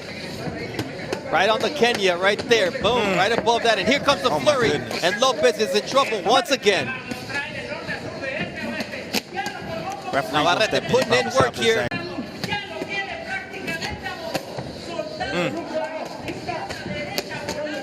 Look at the combinations coming from every angle. Every angle, from underneath, over the top. The way the head is snapping back. Downstairs, upstairs, the efficiency and the ruthlessness of Emanuel Navarrete at its finest here in the 6th round. No touching gloves here, Tim. Stop. There he goes, down once again. 3, 4, 5, 6, 7, 8. Fight's over. What you expected? Well, this is vintage Navarrete, just placing his shots. Beautiful shot right there to the gut, to the solar plex. That was the setup shot. He didn't throw that by accident. He wasted a shot right there, wasted a shot to the head and said, oh, that's the shot that I want. And down goes Lopez. Listen, when it looks this easy, it just means you're on another level. Navarrete is not fighting at his full potential, ladies and gentlemen. He's placing his punches here. Sí, el campeón mundial mexicano, Emanuel, el Vaquero Navarrete. Business to handle, and it begins now. Tim Bradley, what are you looking for early? Well, I'm trying to see the game plan. Who have put that forth, and it has been more effective against Navarrete as he lands a right hand to the body. Well, that's the right idea. Foot movement, the right kind of movement, not wasted, and the right distance and range, and then countering when Navarrete makes mistakes. That's how you take a fighter's punch count down. Sneaky little overhand right there a few seconds ago from Diaz. That's what he has to do. Every mistake and every time Navarrete, he needs to make him pay. See Diaz looking out for that uppercut, blocking it well, at least right now. He will often throw that lead uppercut with the left hand from distance. So that's a good thing. He's not giving up unnecessary energy. And I like what I'm seeing from Diaz as well. He's going down to the body early of Navarrete. That's what you do when you're fighting against a taller. Put a left hand to the body just underneath that right elbow. Tried to time a right hand over the top. Navarrete so awkward, so unorthodox with his approach, unconventional in how he throws his punches and where he throws them from. And able to have head movement away from the left hook of Diaz. Tess, Navarrete fights like, you know, he's on a different station, you know, radio station than everybody that he fights. His frequency's off. When he attacks you, it's when you least expect it. Three-punch combination, finished with the left uppercut.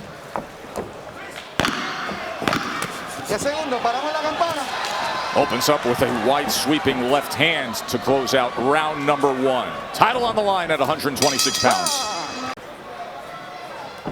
think Diaz did exactly there it is. what you're supposed to do when you're facing an awkward fighter. You don't get awkward with them. You stay composed. You stay under your feet, meaning both of your feet.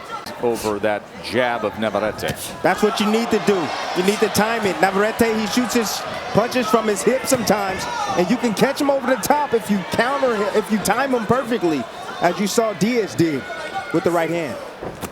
That's what I've been talking about power boxing, where you get your shots off, you commit, but you don't give anything back. You make Navarrete. What you have found out about that knee wrap on the left leg of the champion Navarrete?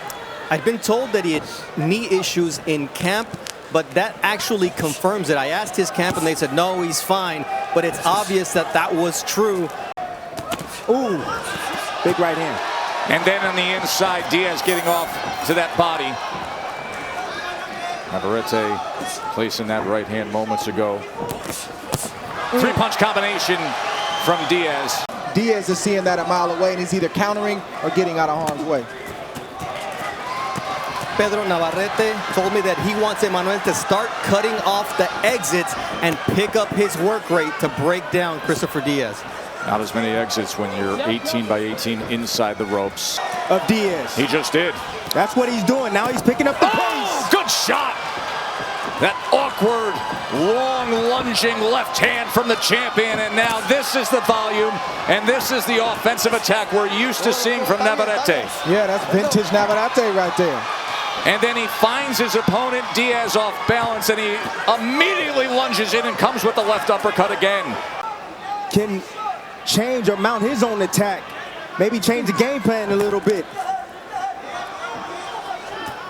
One of the things that you can do when you have a fighter like Navarrete that gets off and gets going, you got to tie him up, break his rhythm. That's what you do.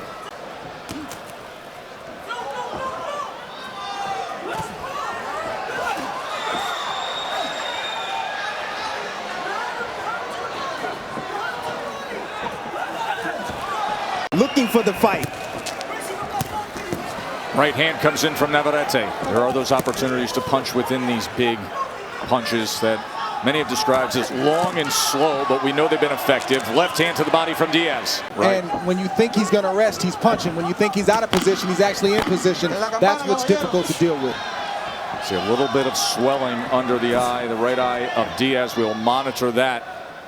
Big output in that round from Navarrete. What Navarrete is with sparring. You cannot. I mean, I think to translate what the coach is saying is basically we have a game plan for the awkwardness, but you can't, you've never been in there with a guy like this, and there is no sparring partner that you can find that fights exactly like this guy. Trying to sweep to that body with the right hand. You see in the corner of your screen there, May 22nd, undisputed junior welterweight championship on the line. 2 belts for Ramirez, 2 belts for Taylor. Fight coming up in May. Good exchange that time. Right hand scored. Navarrete now closing in behind the jab. Diaz doing a good job of blocking that right hand, and then he goes to the body with a left of his own. Digs underneath the elbow. Yes, that's the answer right there. If you're Diaz, you're already the shorter fighter, so why not shoot a body shot when you're down there? Oh! There's that left lead uppercut, and the knockdown is scored. 6, 7. Never saw it. His signature punch, and he cashes in. So hard to defend against the uppercut right up the middle. You think that you covered up, you think that you have your guards up, and he splits it with a beautiful uppercut as Diaz tried to move out to get away from his attack. But it was that feint. It was the feint with the right hand. He looked as if he wanted to throw it. Diaz expect that right there. Diaz covered up with the left hand, and he never saw the left uppercut getting through. It was the feint that set that shot up.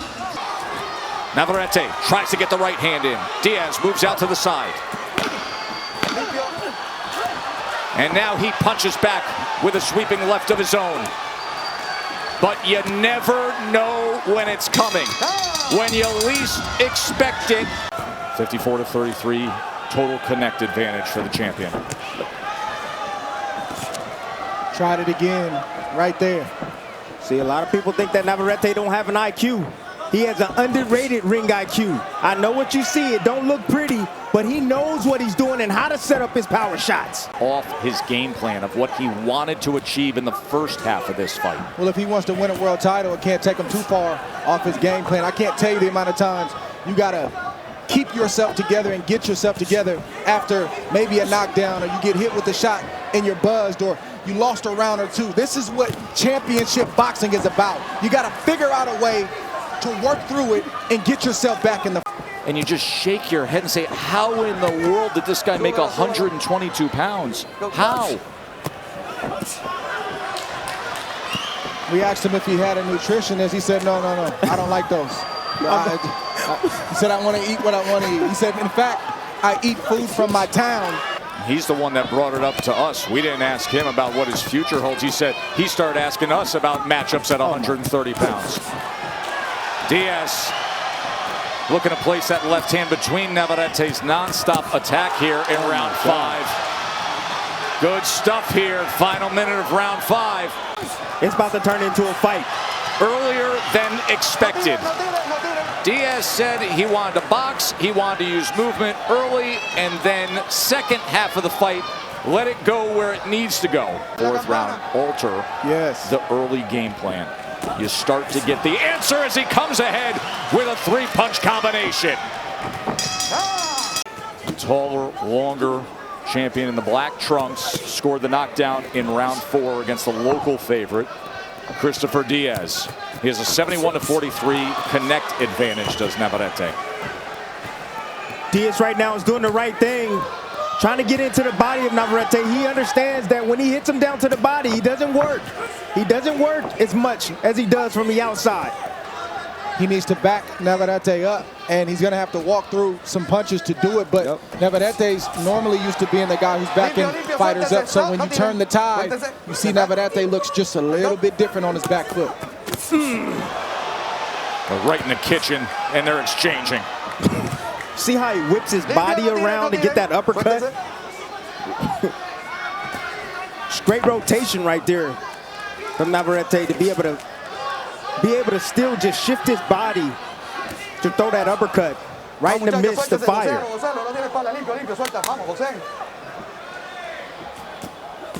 Look at that.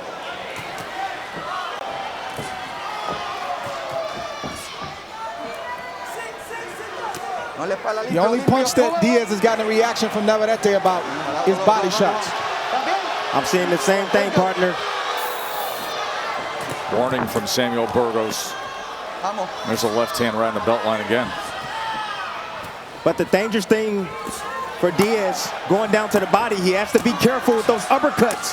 Sneaking underneath, because when you go to the body, you're exposed. Backing up. And did you see that left hand that he just threw? Good combination from Diaz. It looked like the body shots are starting to affect him right now. Navarrete tried to sell it. He did. He looked at the ref. Ref said, that was good, let's go. But like I said, he's exposed for the uppercut, as you can see right now. No, that body shot was good right there. Very good exchanges to open up round 7. Oh, he just missed on that right hand over the top of the left of Navarrete. Navarrete has come out throwing combinations. Now on the inside, Diaz, the shorter man, shorter arms, has to get to work when he's there. Both men opening up. This is taking on a really good tone, isn't it? Good pace here as they are just throwing. This is not the fight that Diaz wanted. There's always a wrinkle. There's always an opening for your opponent. Nobody's invincible. And Navarrete's weakness is going backwards and on the inside. Doesn't mean he won't punch, but he's vulnerable. Diaz has to fight this kind of fight. There's already a 10-8 round banked with the knockdown. Now the point deduction here. Diaz has to hit the gas pedal. You're in the corner of Diaz. You got to tell your fighter, plan A is out the window. Keep a tight defense, and you got to fight fire with fire. That's how Diaz can win this fight. Look at this stuff.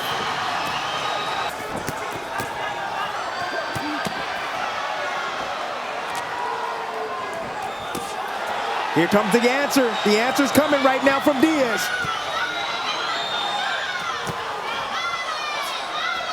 See a little bit of blood from the nose of Diaz. They've been trying to take care of some swelling that showed up earlier just above the right eye. Reaching with that right hand. Oh, there's that uppercut. Two-punch combination from Navarrete. Tried to wrap around the left hand under the right elbow as well. But it was outstanding action, and things have changed in terms of how Diaz has to go about it. 68-63, 10-8 fourth round with the knockdown, 10-8 seventh round with the point deduction. Navarrete is sitting back. He's looking for the uppercut. That's what he's looking for. He's looking to line one up. Vicious uppercut on Diaz. Test the body work of Diaz is paying good dividends. You can see the effect. You see the lows in offense from Navarrete. See if Diaz can get back to it. Diaz has to take those steps forward, and he does. Uppercut in the midst of it, and he goes down again. Beautiful combination from Navarrete. 6, 7, 8, ¿está bien? ¿Quiere pelear? Ven para mí, ven para mí, ven para mí.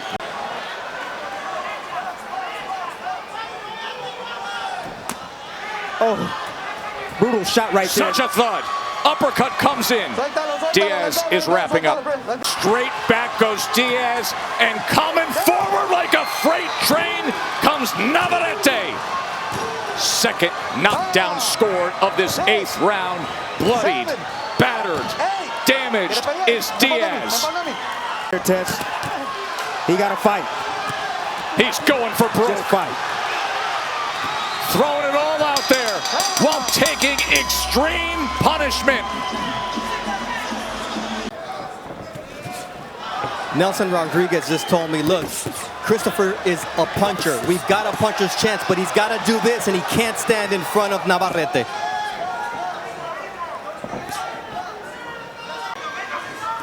I don't think it's a desire thing with Diaz. He doesn't have any answers. Oh, my goodness. It's Look at this combination. Right just doesn't have any answers. It's that offense, Dre. That's what it is. That offense. That's heavy leather right there. Throws himself off balance. Knocked himself down. Throws himself off balance. Got to keep an eye on that. Diaz with an opportunity and placed a right hand in the midst of those punches. He's got heart.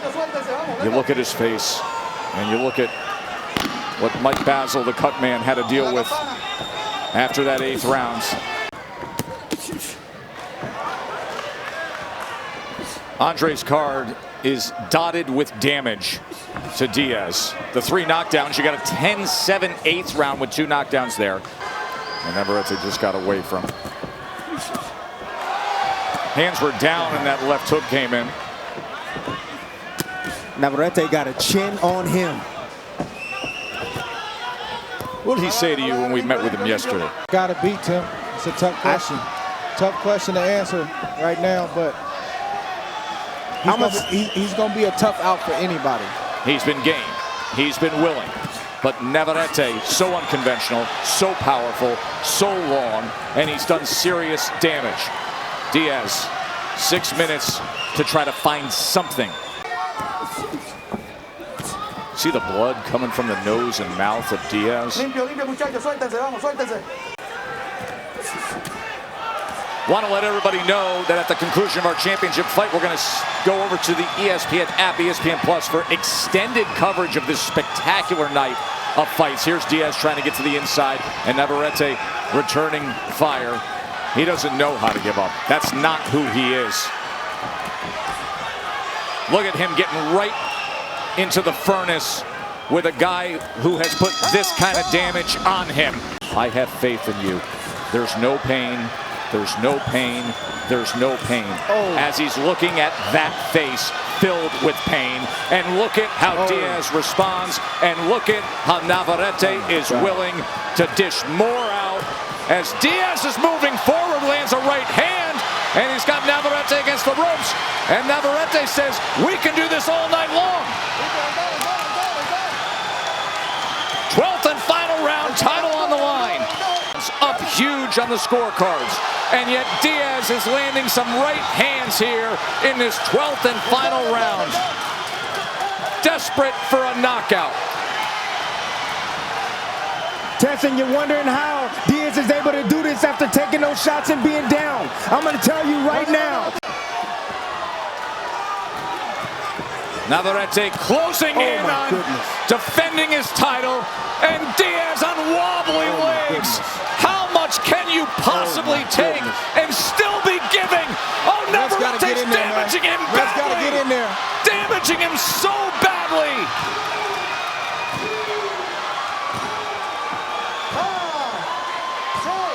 That's it, fellas. Gotta be it. You don't need to go anymore. That's it. He just ragdolled him. It's over. They're up on the apron. The fight is over. Unbelievable work by both guys, showing heart, will, going down to the end of this round. You see Diaz takes a big punch right there. He's trying to give it all he got. He's trying to stay on his feet. Navarrete is just too strong, coming from angles, different angles, from the southpaw stance, the right-handed stance, and then down goes Diaz. Diaz gave everything that he had. You rarely see this in a boxing ring. You hear fighters talk about giving it everything they had, but until you put yourself in harm's way and risk getting knocked out or beat up, you haven't given everything that you have. Diaz did that.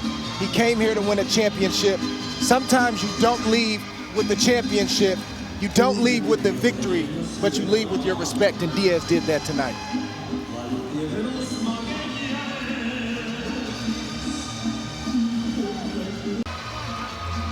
"34 wins, 29 knockouts, two-division world champion." We'll be back to wrap it up. What a thriller that was. Then you got SportsCenter coming up, and we have extended coverage on E+ with all the night of boxing to come. Presta mi atención, protégete en todo momento, pelee duro, pelee limpio, toca los manos, buena suerte. One of the best in the business is the third man inside the ropes tonight. It should be interesting. We're getting ready to find out. But Timmy, the Baez of the past is a volume puncher. He is a volume puncher, but in his last time out, he did show that he can box from the outside. That's how he got the victory. Whereas you have Navarrete, you can see how filled out he is. Hydrated. He said that one day I'll get a nutritionist, just not right now. He says, I enjoy eating what I eat, and it hasn't been a problem. Question that's always looming over a Navarrete fight is this the night that the mistakes catch up, the bad habits outside the ring? No. That's always the lingering question. And then there are, the non-conforming technique and fundamental stuff inside the ring. Baez says, he sees his fundamental flaws, his defensive flaws and offensive opportunities to get after Navarrete. Like that. That's what Navarrete does, just floating off to the left and throwing that left hand. Joet Gonzalez is the latest fighter to have gotten Navarrete's respect. Yes. And he told us that in the fight. He admitted he got hit with a lot of shots. He felt the shots. And he said that Joet was dirty, but Joet fought a good fight in that fight. It just wasn't quite good enough. Gonzalez had to deal with a cut under his left eye that started early in that fight as well. Tim, I don't think what Baez means by I'm going to be outboxing Navarrete is necessarily he's going to be moving around the ring. He's got those hands up tight. He's respecting the power of Navarrete. I just think he means he's going to be tighter with the way he goes about things. Check this out. Baez right now is starting to get confident. Navarrete's allowing him to hit him. And just watch when Navarrete turn it on. He's just downloading right now. Letting Baez have his way. And then just watch what happens. There he comes with the long looping left hands that we've seen before, and Baez returns fire. And then comes with a sweeping left hand of his own. Good action here at the end of round one. Well, the old San Diego Sports Arena, now Pechanga Arena, and it is packed with loud, vocal, passionate fight fans. You gotta love that. In that first round, slow start, heated up towards the end. Both men landing 11 punches. Baez taking advantage of the guard of Navarrete for a moment, letting the hands go. There's 5 punches. Look, you got to take into consideration that Navarrete's been out of the ring for 10 months. He's typically used to fighting 4 or 5 times a year. He took a long break. and it's going to take some time to acclimate himself. I would say around 4 rounds. Pizza that Navarrete tends to eat during training camp. You know, it's good to see a fighter like Baez, who is known for coming forward, have some sort of game plan. He's thinking in there. Now we'll see if it's enough, but he's giving himself a good, putting himself in position to try to win this fight. Navarrete again flying off the ropes with those 2 left hands. That's something we've never seen anybody do, or at least very rarely. It's hit Navarrete to the body. Everybody goes for his head. Nobody touches the body. Baez is doing that in these first 2 rounds. 7 times early on, and then Navarrete himself went underneath with the left hand. There's another left hand to the body from Baez, trying to target that belt line.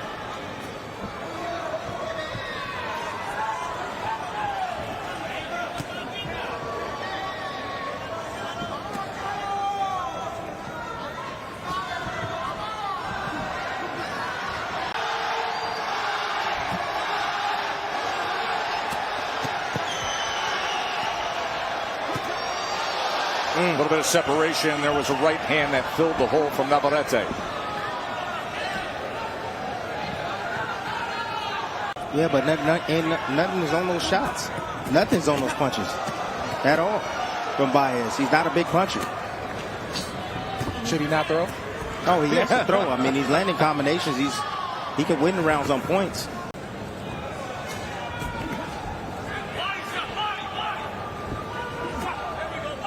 Heard his corner calling out body shot. Body shot. Took that extra step to close the gap. Landed the right hand, which means watch out for what's coming. The uppercut. That's right. Signature punch for Navarrete. 1-2 from Baez, and 4 punches returned from Navarrete. Nobody has the style like Navarrete, but I feel like I know what to do. So far, the early game plan is what you see on the screen there with the body shot. 13-5 connect advantages. Baez has gone to the body.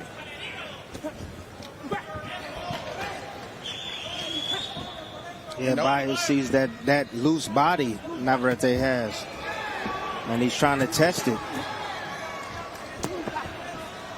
I like how Baez is even punching with Navarrete.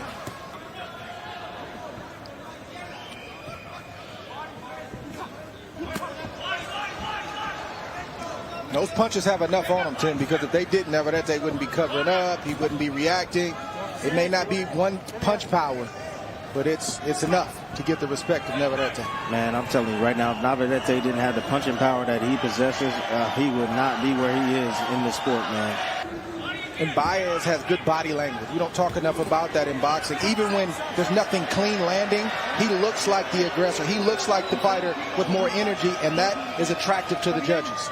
Or at least it should be. Yeah, he has a better technique, and he's landing his offense down to the body, mostly, on Navarrete.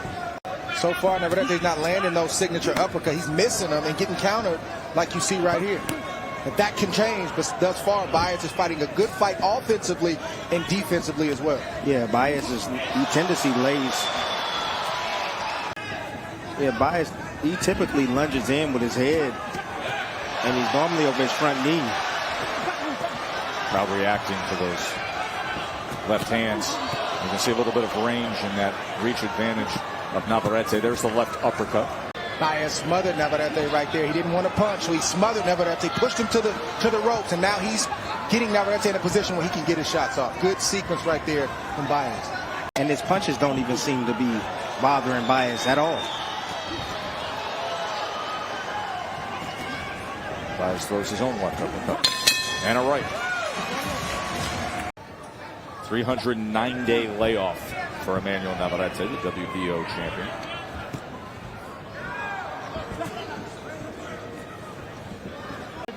Right now, it's looking like a good respect, the kind of respect that made Baez prepare properly, made him work on his defense, so he wouldn't give Navarrete easy opportunities to land the power. And it's showing here in this fight tonight. Well, I spoke to Pedro Navarrete Jr., his trainer, and I asked him precisely about his hand. He says, look, it's a little stinger. He hit him on the top of the head, but it's not injured like it's been injured before. And he said, what I asked him to do is, look, you're missing your shots wildly. I need you to go to the body of Baez, and that'll settle him down. We'll look for that. Navarrete falls in with that right hand. Yes, he did, and he's accustomed, Navarrete, to losing the first couple rounds, getting in the rhythm and stepping on the gas. But when you treat your body outside of boxing the way that Navarrete does, sometimes you hit that gas pedal and that car doesn't move the way you want it to move. And again, it's always a question, is tonight the night? You mentioned how he comes on later, and look at the title fights. 4 knockout wins after round 10, 3 knockouts in the 12th round. He's making Navarrete miss, and you see Navarrete trying to step on the gas just a little bit, but Baez steals the plate.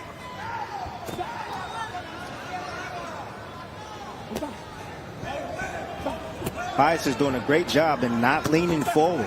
You know, he's standing pretty straight up, not leaning over his center line. And that's why he's not getting hit with those uppercuts from Navarrete. That left hook that grazed the top of his head got Baez's attention. He recovered well, but he felt it.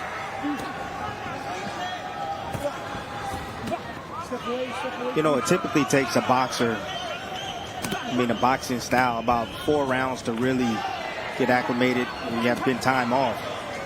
It takes a slugger a little bit longer. Navarrete is a slugger. It might take about 6 rounds as opposed to 4 rounds. Well, we're coming to the end of 4. We will see when he shakes off all that rust fully. Don't go anywhere. Short break. As we are 4 rounds into our WBO featherweight title fight, an opportunity to catch up with Mark Kriegel. I'm just wondering, does Navarrete know these rounds count? Yes. You can talk about ring rust and diet all you want. He is boxing. That doesn't mean you retreat. It doesn't mean you necessarily always move backward. You know, we're unfair to the word boxing. But anyway, he's boxing. This is what it looks like. Dre, I think you often agree with that assessment as the way that both analysts and fans view that term when somebody's a boxer. That word gets a bad rap. I mean, there is such thing as power boxing where you can beat a bully, you can dominate, and still be boxing. Dre has it 3 rounds to 1 for Baez. He took that dip to the left and came with the left hook. Baez just has a nice attitude to him, doesn't he? Oh, yes, he does. He came here to win this championship tonight. He said it all week long. So I'm going to take this from him. Whoa, nice chopping right hand by Baez. Just taking advantage of all the flaws, all the horrible positions that Navarrete likes to get into. Navarrete tried to chase him down with a right hand. Baez is having success because he has a game plan, which is to be smart, have his hands up, not to be reckless. He's also showing the heart and mental toughness to answer Navarrete in key moments and key spots to get his respect. He's taking the shot of Navarrete well, but he's also delivering a good shot. He's not known to be a puncher, but trust me, Navarrete feels those shots to the body and to the head.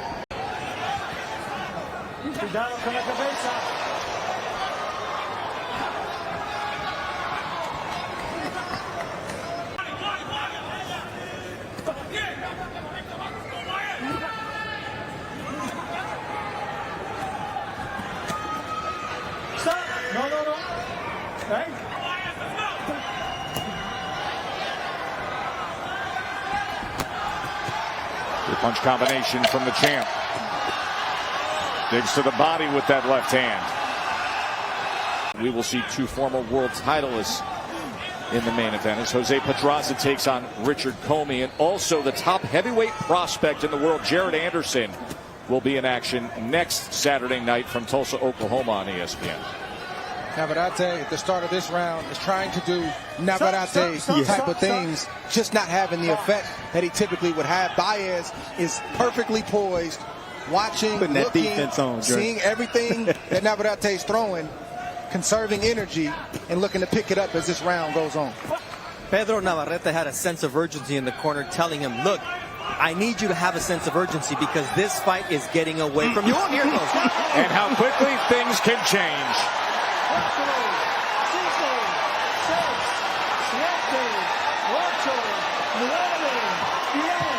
And it's over.